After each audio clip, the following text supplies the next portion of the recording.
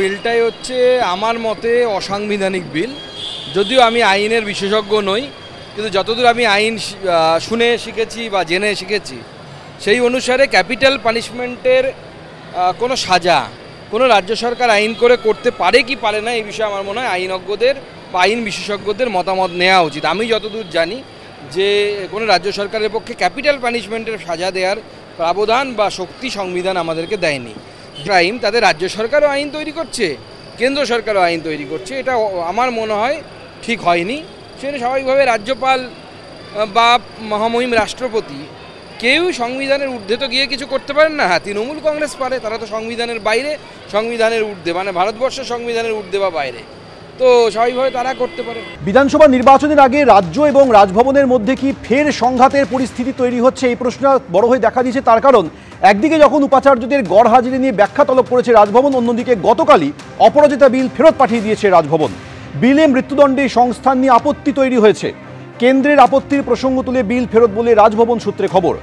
অপরাজিতা বিলে বিএনএসের 64 ধারার থেকেও কড়া শাস্তির প্রস্তাব দেওয়া হয়েছে।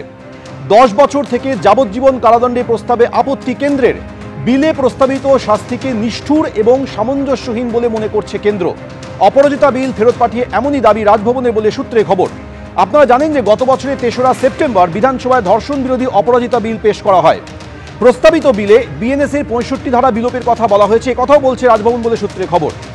এটা হলে 16 এবং 12 বছরের কম বয়সীদের ধর্ষণের ক্ষেত্রে শাস্তির স্তরবিন্যাস বাতিল হবে, রাজভবন সূত্রে খবর।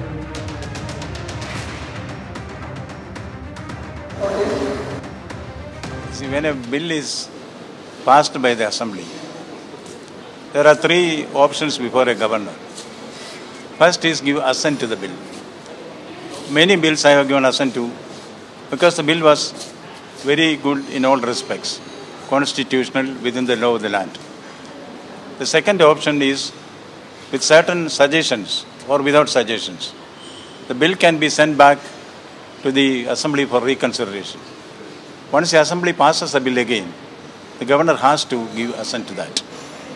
The third option is to refer it to the President of India. Aparajita bill was larger in its context and content. Therefore, I thought this is something which requires the examination by the Honorable President of India. That is why I sent it now. The Government of India, they have raised certain queries.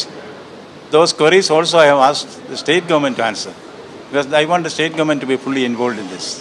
Bangladeshi সন্দেহে ধরপাকড়, অত্যাচার আর তারই প্রতিবাদে CPM এর মিছিল। তমলুকে সেই মিছিলে নেতৃত্বে সুজন চক্রবর্তী।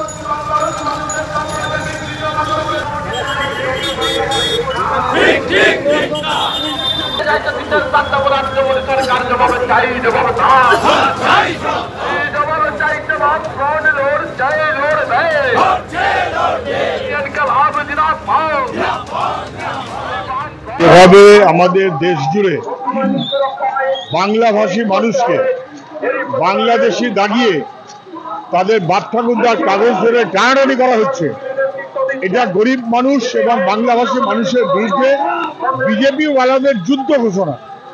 যে যত গরিব তার কাছে কাগজ তত কম, তাকে তত বেশি হেনস্থা করা হচ্ছে।